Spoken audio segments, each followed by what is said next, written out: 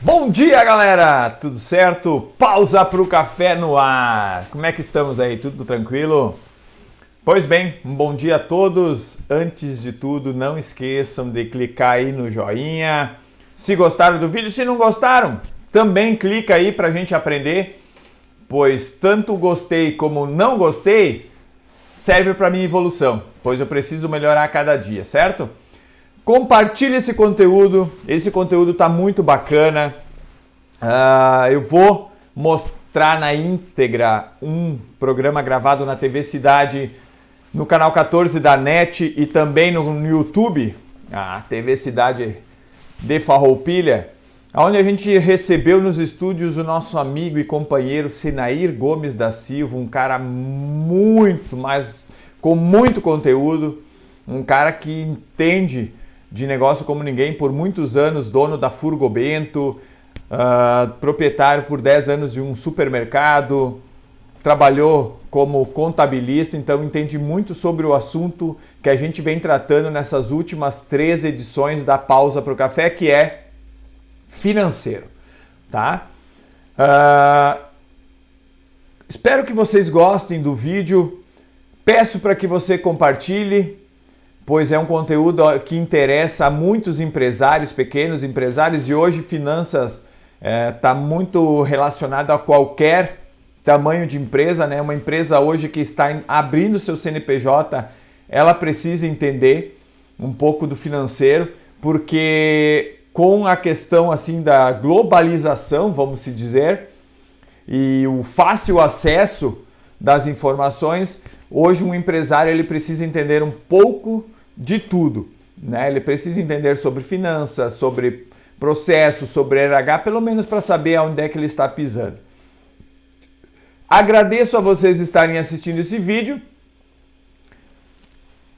Curtam, compartilhem, pois a Pausa para o Café é feita para você, empresário, que assim como eu, está com dificuldade em administrar o seu negócio e não sabe qual caminho seguir. Então, fiquem aí com Senair Gomes da Silva no programa A Arte de Empreender com Odinei Dutra. Certo? Um abraço, nos vemos sábado que vem. Empreendedores da TV Cidade, canal 14 da NET, estamos no ar com mais um programa A Arte de Empreender e hoje estamos recebendo aí um grande amigo, companheiro, por muitos anos, né? Esteve aí na área do empreendedorismo e hoje está como assessor. Que tal? Recebemos hoje nos estúdios o nosso amigo Senair Gomes. Fala aí, Senair, tudo certo? Obrigado pelo convite, Odinei. Essa assessoria é meio engraçado, né? Eu sou um palpiteiro. Um palpiteiro, é isso que nós comentamos antes. Eu vou lá na tua empresa, você me conta a tua história, eu fico respeitando o teu histórico, a tua filosofia de empreender, a tua maneira de empreender, eu vou te dar alguns palpites, outro faz assim, outro faz algumas sugestões. Mas é muito bom voltar aqui na TV Cidade e falar sobre um assunto que eu tenho alguns anos de experiência. Então, obrigado pela atenção de quem nos acompanha e vamos ver se aproveitam alguma coisa, principalmente o setor empresarial e o setor dos grandes empresários das empresas menores. É isso aí. Para quem não conhece Senair, né? Eu acho impossível alguém não conhecer. Senair, dono da Furgobento por 30 anos, mais 10 anos no mercado aí, vendendo, né? Não, supermercado. Supermercado? Na área de supermercado e depois ainda na mão de obra mais alguns aninhos aí. Eu fiquei como funcionário quase 10 anos fazendo contabilidade, começando como auxiliar de escritório. Então, essa parte de finanças, que é o assunto principal, já me despertava atenção, até porque no 5º mês do primeiro emprego eu já cuidava do caixa. Do dinheiro do caixa, que a menina que operava o caixa me pedia troco. Aquela coisa, eu tinha a chave do cofre. Então isso foi muito bom, me deu responsabilidade desde o início e passei por tudo depois. E na área associativa também, eu cheguei a estar o presidente da SIX por 3 anos. Na Associação de Garantia de Crédito também fui um dos fundadores, fiquei 2 vezes presidente.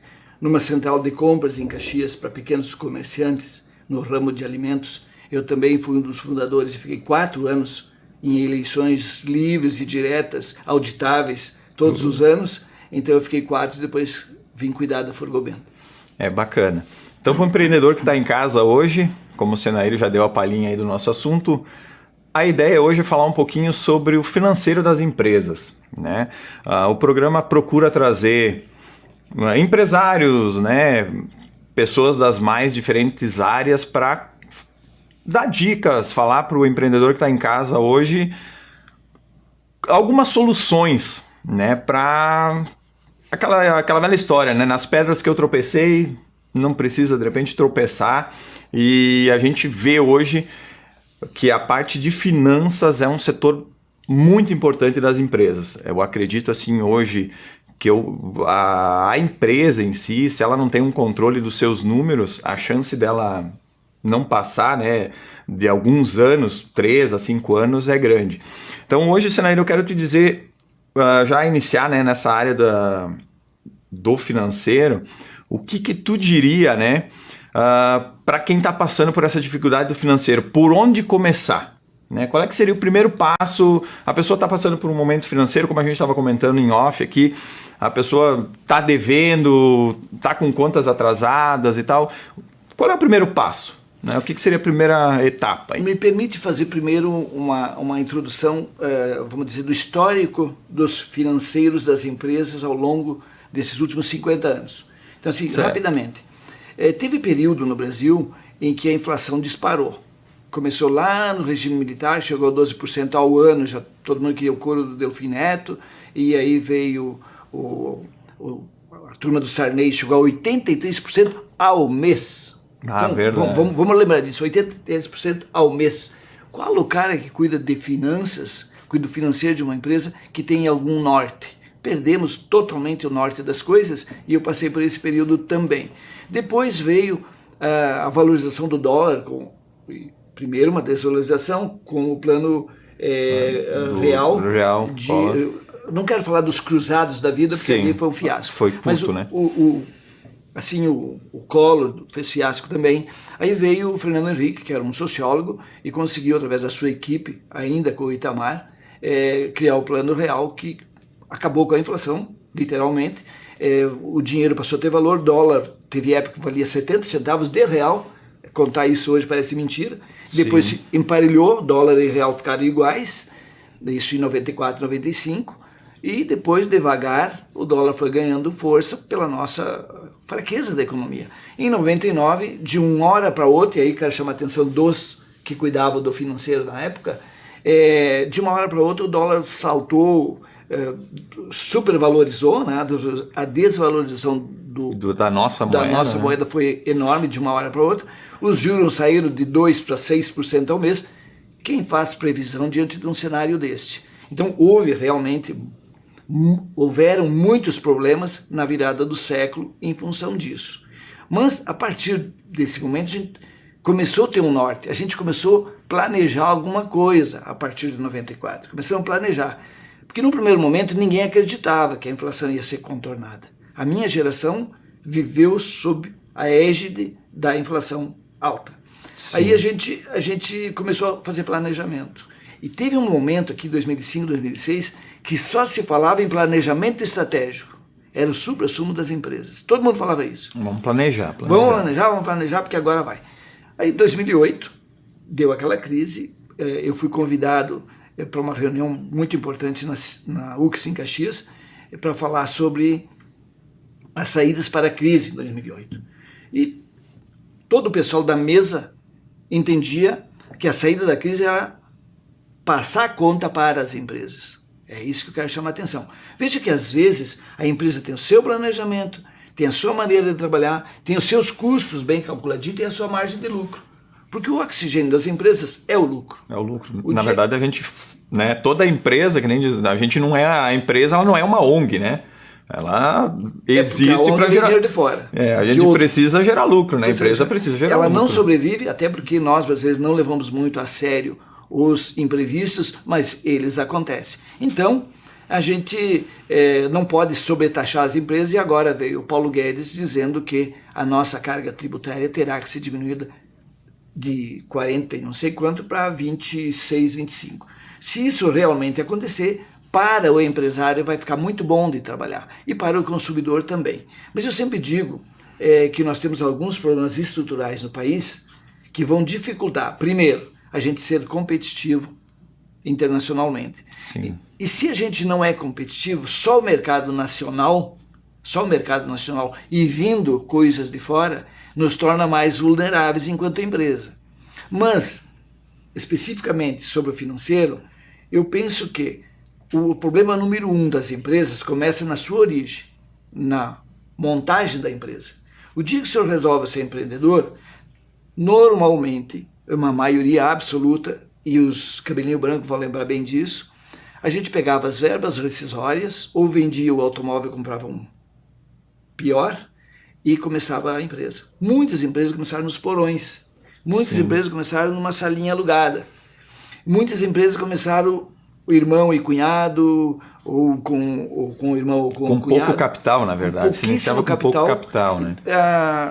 Qual é o capital social? 30 mil, mas ninguém botava nada. Então, com o trabalho deles, eles foram conquistando o espaço e fazendo. Então, isso é um erro de origem. Começa um problema de origem, não é erro, um problema. Aí, quando a coisa está mais ou menos boa, um compra casa na praia, outro compra um apartamento. E quando não compra apartamento, para namorada, às vezes. Então, o que acontece? A gente, como teve um começo muito difícil, na primeira folga, a primeira coisa que você faz, você quer comprar aquilo pessoal que você não comprou antes. Tirar da empresa aquilo que tu investiu, né? Exato. E às vezes até só o trabalho que investiu, não é nem capital. Sim, isso. Eu trabalhei tanto, eu tenho direito. Não é assim. Eu penso, e sempre usei isso, e errei muito também nesse aspecto, mas penso que primeiro engorda a empresa. Deixa ela com reserva, compra à vista se possível, não desconta títulos e nem cheques, que agora não se desconta mais, mas historicamente era esse um dos grandes erros. Sim, muitas empresas, né? A gente vinha descontando títulos e descontando o que se chama recebíveis, né? Você fecha o buraco agora e já abre o do próximo mês, porque no próximo mês não recebe. Sim. Aí quando vem reembolso fica pior ainda. É que na verdade, nessa essa aí que nós falamos a questão do planejamento, né? Porque eu acho que hoje posso falar, né? A gente está com a empresa aí basicamente constituída há 9 anos, mas que a gente definiu encarar fazem 5 anos.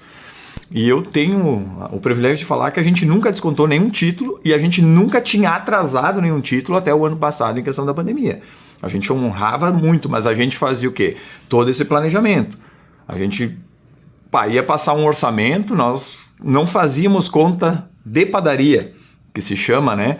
Então a gente já desde o início a gente tentou buscar um sistema que nos auxiliasse a fazer uma precificação legal, né? Porque eu acho que para que a empresa não tenha essa questão de trocar títulos, é falta de planejamento no preço de venda do produto. Então, não acha que de repente na precificação, que a gente fala, né? Custos fixos, variáveis, toda essa questão, não se tem todo esse conhecimento e a pessoa vai lá 1 vezes 1 e tá feito. Mas as teorias todas são válidas. Agora, para mim, o que resolve é o resultado. Então, se você começa o primeiro dia do mês, você colocou o seu estoque aqui, eu tenho 50 mil de estoque, e você começou a trabalhar. Tuas compras, as tuas vendas, e chegou no final do mês, as tuas despesas. Você passou a régua com o teu estoque. Tem o mesmo valor? Beleza. Quando você tinha para receber tanto, continua a mesma. Quando você tem para pagar tanto, é a mesma, tu não teve lucro, zerou. Mas essa conta tem que ser feita. A precificação, você tem que ter um olho no gato e outro no padre. São coisas completamente diferentes, Sim. Um gato e um padre. Por quê? Você tem que ter, primeiro, eu vou ser competitivo com este preço, o que eu tenho que fazer para ser competitivo? Por isso que eu falo sempre que cada empresa tem as suas regras básicas para ser seguida, baseado em quê? Baseado no primeiro onde eu estou. DNA da empresa também, né? Porque tem algumas, eu hoje, por exemplo, tenho muito pouco estoque. Mas ramos de atividades que decidem isso. Num supermercado, tu compra hoje para vender hoje ou amanhã. Numa fabricação de móveis, você compra o móvel, tem que cortar, tem que fabricar, tem que entregar para depois receber. Demanda um tempo, giro Isso, que nem eu hoje, por exemplo, entre o fechamento do pedido, né, a assinatura do contrato e o dinheiro que quando eu vou receber são 65 dias. Aí que vem o principal problema que se chama em administração financeira. O teu fluxo de caixa. Isso aí. Então, se você compra com 30 dias, vocês têm que vender com 15, com 10. Se você compra em 60, o máximo 30.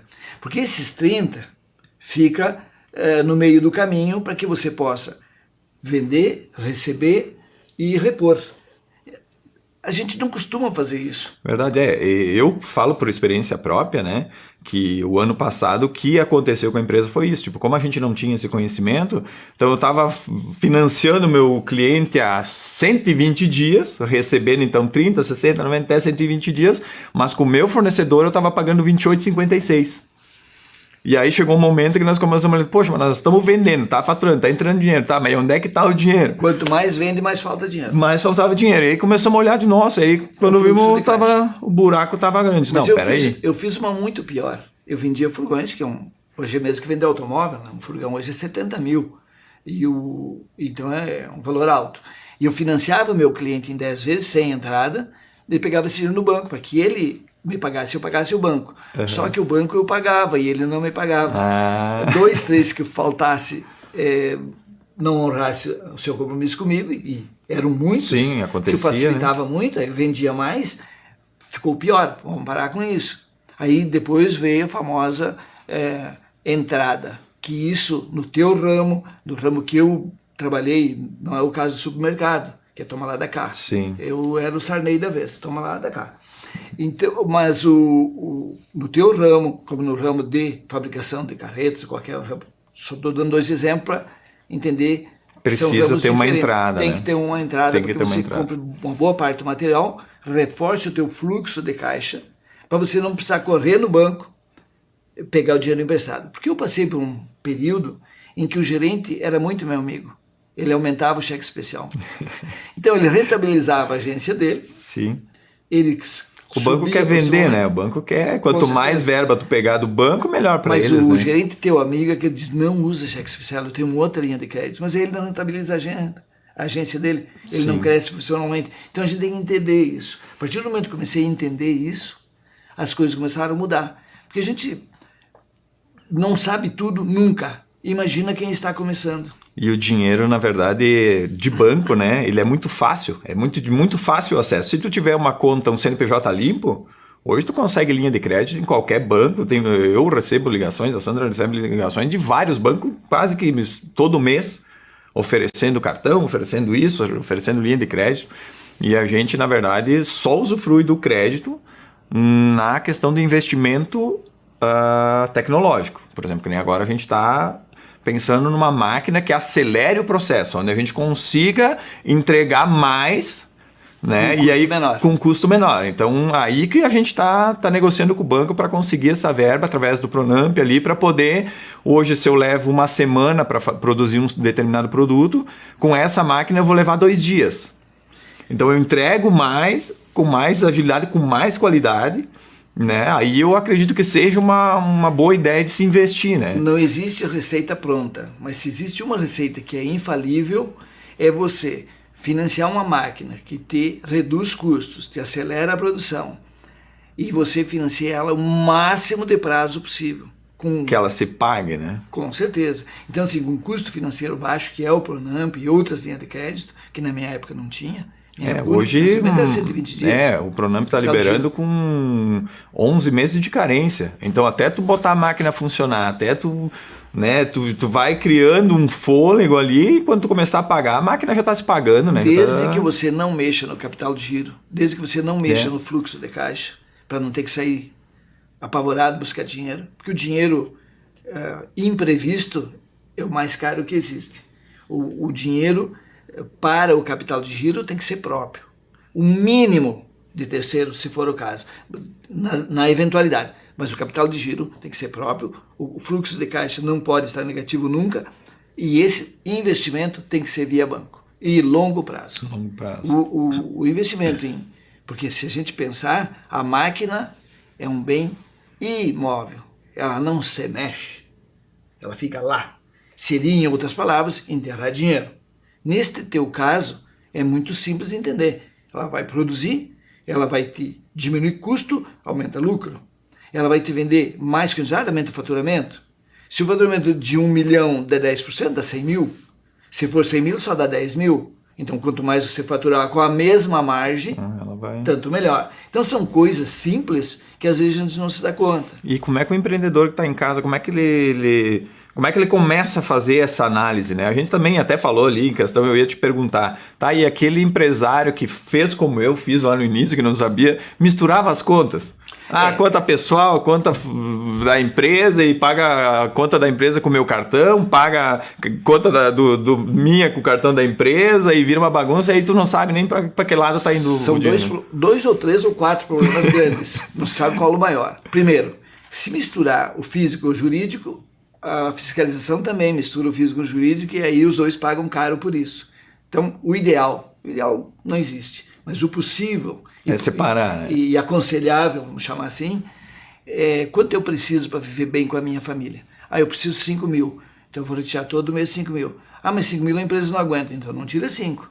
Sacrifica ali. Tem que fazer uma análise do prolabore. E põe no teu, né? E isso, o restante vai para a margem de lucro.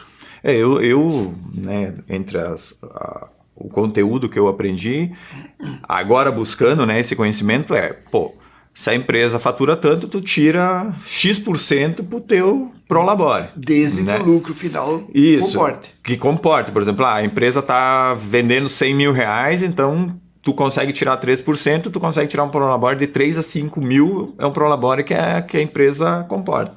E aí a gente também fala nos dividendos dos lucros depois, né? Mas isso é outra história. Normalmente o lucro fica para reinvestimento. Fica para reinvestimento, mas tem gente que faz, que nem eu hoje não estou fazendo. Hoje tudo que... Desde que eu fundei a empresa, eu reinvisto 100%. Entendeu? Eu tiro o meu salário, entrou 10 mil de lucro, é 10 mil comprando máquina, investindo em qualidade, né? Equipamentos para aceleração. Porque um dos erros normais que se faz... Eu trabalho de empregado, minha esposa de empregada, nós ganhamos 5 mil por mês. É um bom salário, a gente vive bem com 5 mil. Aí eu monto uma empresa, eu tenho que ganhar 10 e ela 10. Não é assim que funciona. Não vai dar. Então é um erro comum. Eu ando de Chevette, aí eu sou empresário, mas agora vou comprar uma Ranger nova. Uma Ranger nova hoje é quase 300 mil. Começa a se endividar e é a empresa que acaba pagando a dívida. Então, essa mistura do particular que você falou antes com a empresa não é aconselhável. Mas eu estou passando por um momento difícil, alguém me pediu dinheiro emprestado, vou lá no caixa da empresa, não, tu empresta do teu? Não, do meu, não vou arriscar do teu, por que tu vai arriscar o da empresa? Se ela é a empresa, tu é sócio ou é tua? Então às vezes a gente tem a ideia de que a empresa pode tudo. E aí que a gente corre os riscos. É que mistura, né? Eu falo por mim próprio. Eu, quando montei a empresa, né? Quando eu saí, que eu decidi montar, na verdade, o dinheiro entrava, recebi um serviço lá de 100 reais, aquele dinheiro ia direto para minha carteira. Entendeu? Aí chegava, eu não sei. Mas é normal. Isso, é coisas que enfim, eu não aprendia, né? Como a gente falou, eu não tinha esse espelho assim, não, a tua empresa é assim, é assim. Aí com o decorrer do tempo, tu começa a ver. Daí chegava, a empresa tava com conta para pagar, eu tirava do meu e pagava da empresa. Misturava. Tava né? Uma troca, né? Agora você falando, eu lembrei. A minha grande sorte da vida é que eu fui contador. Eu contava a história das empresas para os outros. Eu contei a história de 9 empresas diferentes, todos os ramos de atividade, menos hospital. Nunca fiz contabilidade de hospital. Uhum. Mas as outras contabilidade, quase todas. Por exemplo, móveis, estofados, móveis, tinha uma confecção, tinha material de construção, teve transportadora, trabalhei em 2. Então, eu sempre fiz, além do comercial, ajudava no comercial. Então, tu tem uma noção de como toda a empresa funciona. E isso me ajudou muito. O primeiro dia do meu trabalho, enquanto dono de um supermercado, foi o primeiro negócio meu, 2 irmãos trabalhando junto, tinha o livro caixa.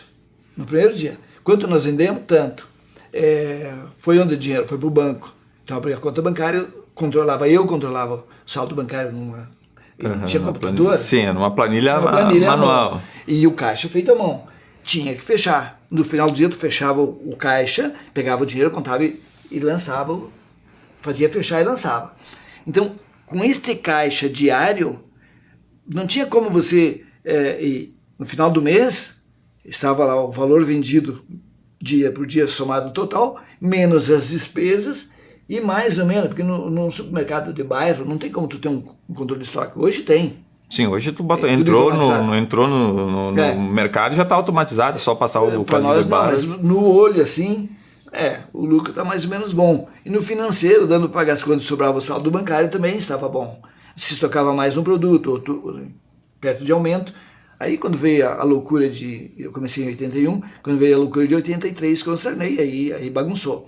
Mas de qualquer forma, tu vai pegando experiência, vai no visual. Agora, o bom mesmo, que hoje tem condições, é saber exatamente o que você ganhou no mês ou não. Porque baseado, agora mesmo, à tarde, estava falando com o rapaz que está tocando a empresa onde eu tinha a minha. Sim, está lá embaixo. Tá lá. E ele me mostrando o resultado dos 9 meses de atividade até hoje. A gente implantou o sistema simples e ele mostrou onde está o dinheiro. Mostrou onde está. Então, isso para mim, vamos dizer assim, é um retorno que ele não tem que me prestar conta. Ele me pagando aluguel é a conta. Mas ele me mostrando assim, feliz da vida, porque está dando certo. Pelos conselhos que tu deu para ele, enfim, tudo, tá ali ajudando, a oportunidade também, ali. né? Então, assim, isso é vida. Eu gosto muito disso, de ver essas pessoas que a gente palpitou, como eu falo, né? Sim. E mostrou uma saída, uma outra e acabou dando certo. Então, eu fico muito feliz com isso. E quem está nos assistindo, não é difícil. É simplesmente você anotar tudo. Se é no computador, ou numa planilha, num caderno, numa agenda, não importa. Chega no fim do mês, soma a venda, diminui as despesas e vê se está sobrando. A primeira coisa que a gente tem que fazer é identificar onde está o problema. Nós estávamos falando também da questão cultural, né? Eu acho que um pouco é essa cultura também, né, que nós temos na nossa região. Eu acho que não só na região, mas em vários locais, que o empresário, quando começa, ele não faz aquele planejamento, né, não, vamos planejar, vamos aprender como utilizar uma planilha, vamos entender um pouquinho, que nem eu finança, eu pulava fora, falava em matemática, não era meu negócio, né, só que agora eu estou me obrigando a aprender.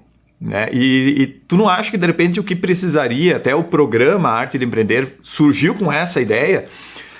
Tu não acha que esse empresário ele deveria buscar entender um pouquinho de cada coisa? Porque hoje a gente é muito mais operacional. A Odinei sabe fazer fachada, a Odinei sabe fazer calçada, a Odinei sabe fazer móveis, ok. Só que isso não é garantia nenhuma de que a gente vai conseguir tocar o negócio para frente, que vai fazer a empresa crescer, né? Eu acho que precisaria ter um pouquinho desse conhecimento na área financeira, na área administrativa, dentro da área de processos também, né? Como é que essas pessoas conseguem se organizar? Como é que elas vão, sabe? Meu amigo, não existe milagre, também não existe nada difícil.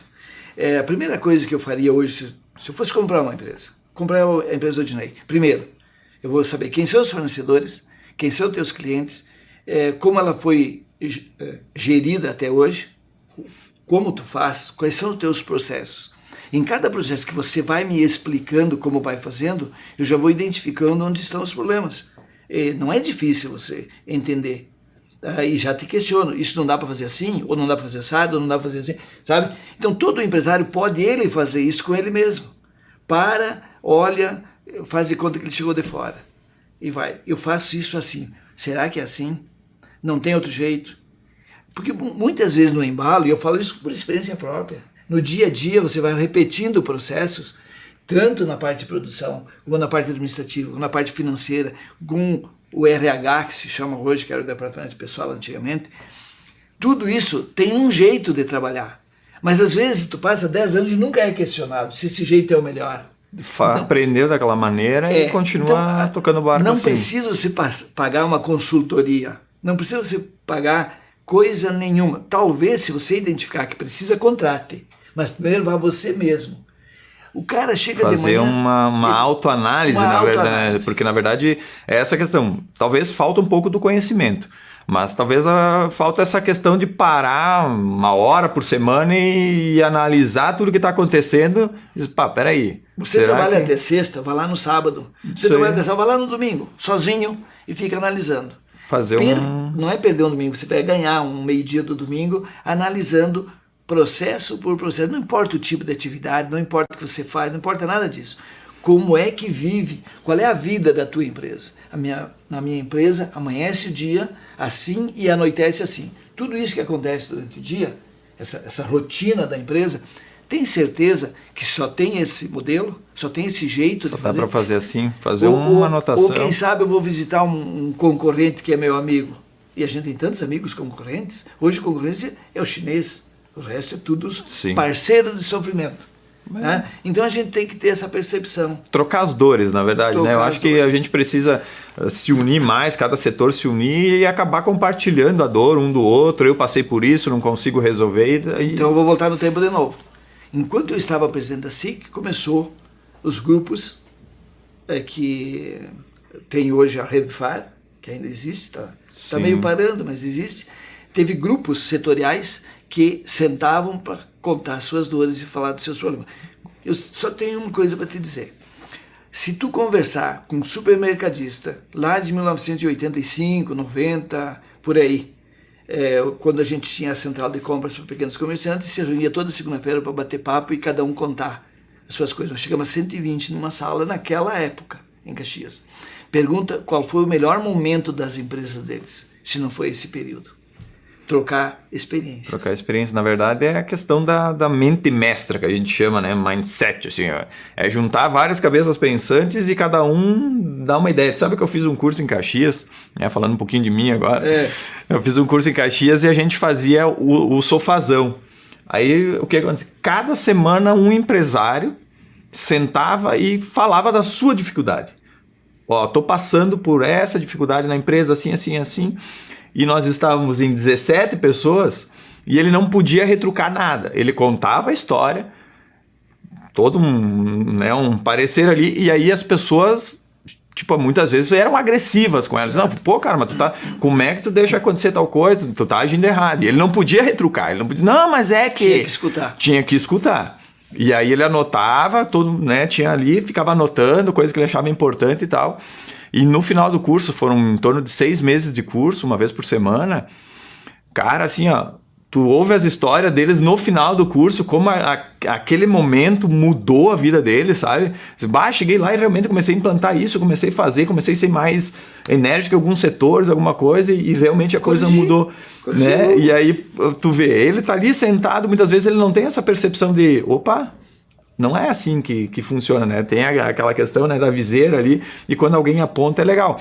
Por isso que é bacana a gente receber empreendedores aqui, por isso que é bacana a SIX, assim como outros núcleos, assim como outras entidades, para debater, né? E quem sabe juntar do mesmo setor, fazer palestras, enfim, sentar, criar uma roda ali, né? E debater sobre o assunto. Senair, nós já estamos conversando há um bom tempo, e agora para nós encerrar, então... quero que tu coloque em resumidas palavras assim, o que esse empreendedor que tá em casa nos assistindo, o que ele pode fazer, criar uma ação assim para ele começar a fazer uma boa gestão financeira. Como tu falou ali, não preciso de contratar um consultor de finanças, eu mesmo, né? O que ele pode fazer então? Quais as ações que ele... Agora, hoje, vou mudar, amanhã já vou começar a tomar uma atitude diferente. O que ele pode começar a fazer? Primeiro, antes de qualquer coisa, ele tem que saber em que situação ele está hoje. Ele tem que fazer o retrato falado da empresa dele. Quais são... O que eu tenho para receber? Recebo o que eu tenho para receber. Quantos receber? Recebo ou tem alguma coisa que eu não vou receber? Então, assim, exatamente o que você tem que receber, com certeza vai receber. Isso é um valor. Fazer um raio-x. O que eu tenho para pagar? Esse é um valor. Vê se as datas coincidem. Isso é fluxo de caixa. De repente, no sistema já tem. Então, a gente tem que falar genericamente, porque não se sabe quem tem no sistema. Se tem o sistema, chama lá quantos a pagar e chama quantos a receber dia por dia, você faz o fluxo de caixa. Mas eu me lembro que tu me contou numa das nossas conversas que tu anotava tudo num caderninho. Tem na agenda. Fazia as contas no caderninho. E o cara que tá fazendo tudo isso no caderninho lá?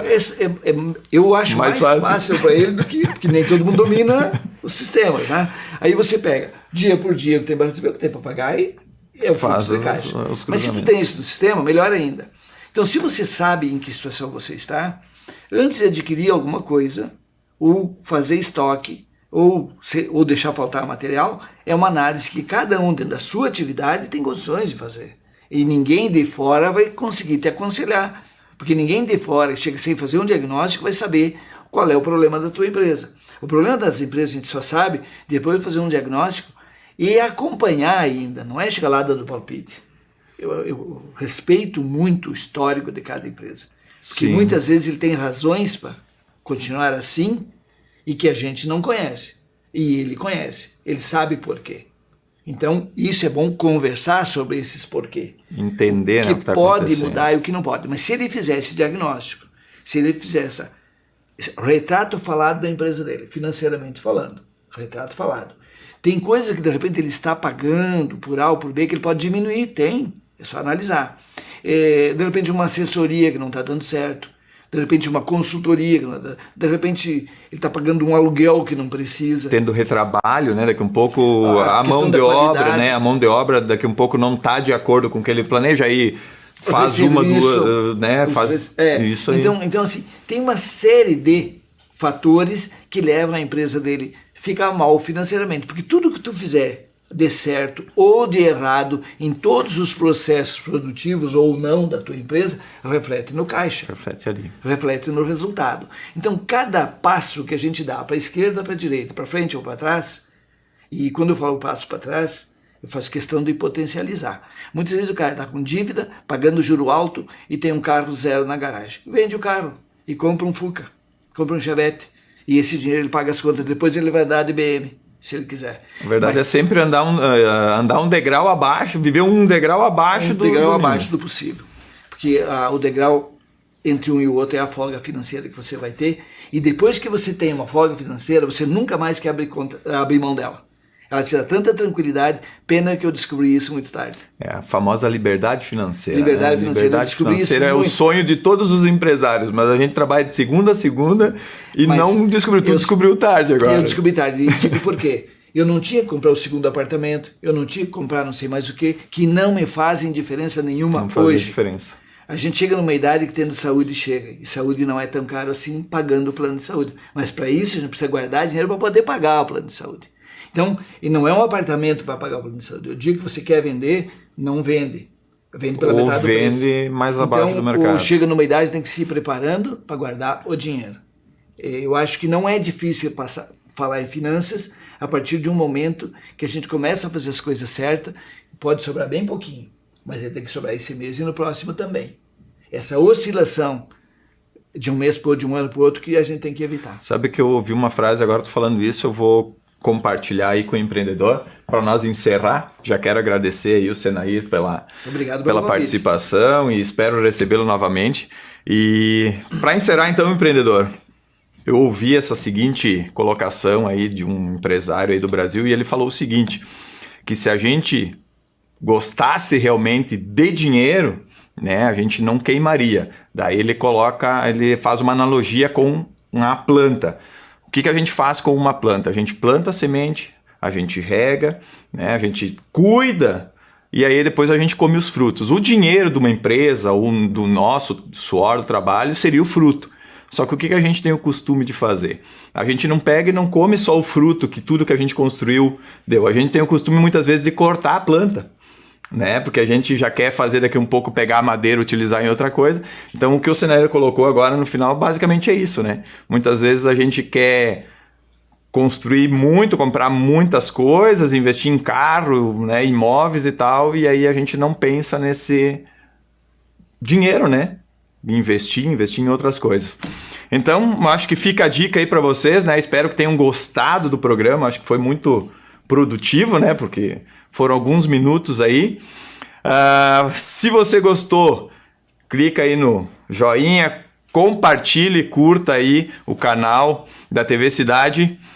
E em breve teremos mais convidados especiais, assim como o nosso amigo Senair e companheiro. Fiquem com Deus, até o próximo programa Arte de Empreender. E não esqueçam, né? Compartilhe o vídeo aí e ajude a TV Cidade a levar esse conteúdo a mais gente. Valeu, um abração a todos, obrigado, Sinair. Obrigado mesmo.